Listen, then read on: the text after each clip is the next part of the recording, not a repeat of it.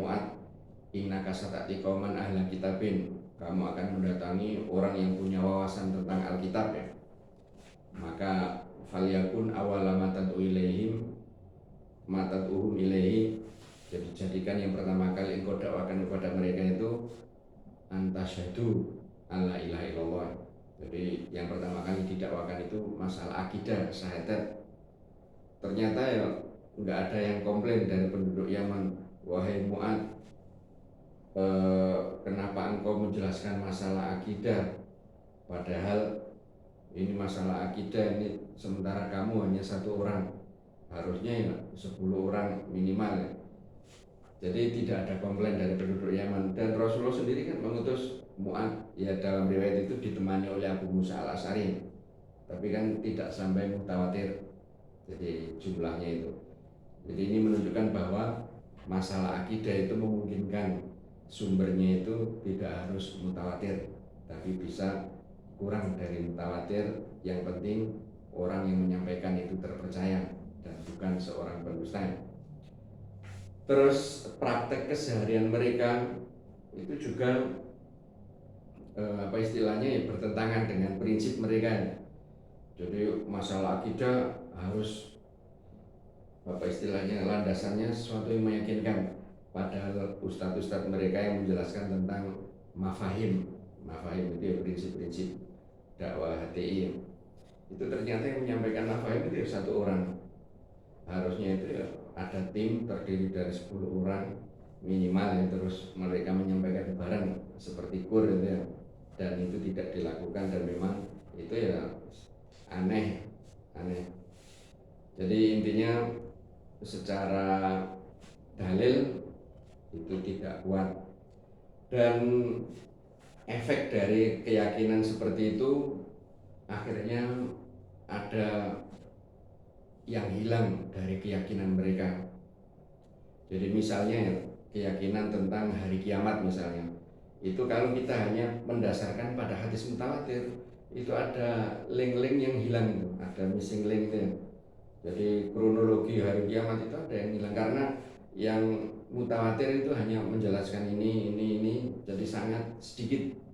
Tetapi ketika kita menggunakan hadis ahad, itu bisa kita lihat puzzle-puzzlenya itu, jadi kronologinya itu sangat runtut ya. Jadi tidak ada yang hilang. Jadi persepsi kita tentang hari kiamat itu lebih sempurna, lebih komplit ya. Tapi kalau hanya mengandalkan hadis mutawatir, itu tadi pemahamannya itu banyak yang terpotong-potong, banyak link-link yang hilang tadi. Jadi seakan-akan loncat. Jadi pemahamannya itu nggak urut, nggak sistematis ya. Itu istilahnya, kalau hanya mengandalkan hadis mutawatir, jadi gambaran tentang kiamat itu nggak komplit, gambaran tentang alam malaikat itu nggak komplit. Jadi hanya diketahui sedikit dari alam malaikat, karena yang mutawatir itu hanya sedikit. Jadi intinya selama hadis itu sahih, apakah itu ahad atau mutawatir, itu ya bisa dijadikan sebagai landasan dalam masalah akidah, dan itu pendapat yang paling kuat ya di kalangan ulama. Jadi hadis ahad bisa dijadikan dalil dalam masalah akidah selama hadis-hadisnya itu sahih, dan itu pendapat yang logis juga ya. Jadi yang logis, karena kalau tidak boleh seperti itu ya tadi, ustadz-ustadz yang mengajarkan akidah itu ya harus tim, dan mereka itu bareng-bareng menyampaikan akidah, karena masalah akidah itu harus tadi meyakinkan. Jadi intinya itu hadis ahad bisa dijadikan dasar dalam masalah akidah selama hadis-hadisnya itu sahih. Mungkin sudah cukup ya. Jadi mungkin untuk pertemuan pagi hari ini atau malam hari ini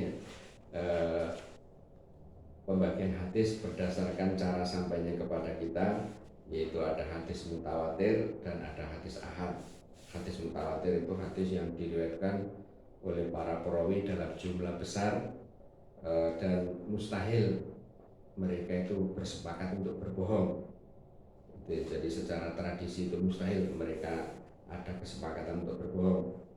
atau dengan ungkapan lain hadis mutawatir itu hadis yang tadi para perawinya jumlah besar minimal 10 orang, dan 10 orang itu ada dalam setiap level. Terus mereka mustahil sepakat untuk berbohong, artinya mereka datang dari berbagai aliran, datang dari berbagai penjuru, dan tidak ada kemungkinan mereka itu berkonspirasi atau apa ya, itu tidak ada. Terus sandaran hadisnya itu adalah sesuatu yang dijangkau oleh indera kita, jadi sesuatu yang bisa dilihat, sesuatu yang bisa didengar. Jadi kalau sesuatu yang nggak bisa dilihat, nggak bisa didengar, seperti adanya apa itu benua Atlantis misalnya, itu ini ada benua Atlantis, tidak ada orang yang bisa melihat langsung, jadi itu hanya imajinasi dari sebagian orang. Jadi adanya benua Atlantis itu ya tidak bisa menjadi berita yang mutawatir. Jadi karena tadi tidak ada orang yang bisa melihat, tidak ada orang yang bisa melihat benua Atlantis, belum ada. Intinya tapi mutawatir maksudnya Rasulullah mendengar dari Rasulullah, apa yang diucapkan Rasulullah itu bisa sesuatu yang gaib. Kan prinsipnya kan sebagai muslim kita yakin apa yang disampaikan oleh Rasulullah itu pasti benar.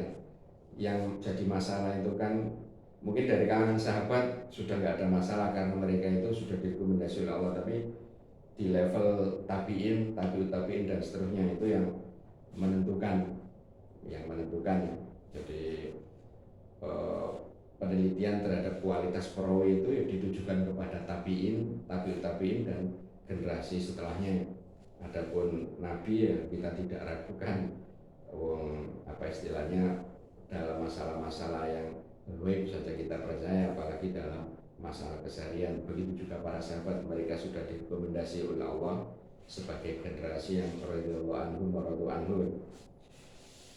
Jadi intinya hadis mutawatir tadi. Terus selain mutawatir itu berarti ahad, dan ahad itu bisa jadi masyhur, bisa jadi aziz, bisa jadi gharib. Masyhur itu kalau masing-masing perawi atau masing-masing level perawinya itu 3 ke atas. Kalau aziz itu masing-masing level ya perawinya 2. Terus gharib itu masing-masing level perawinya hanya 1 orang. Dan prinsipnya hadis ahad bisa dijadikan pijakan selama derajatnya itu sahih, selama sahih.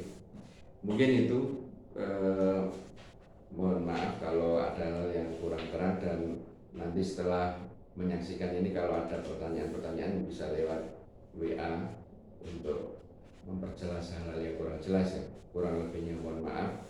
Billahi taufiq wal hidayah. Wassalamualaikum warahmatullahi wabarakatuh.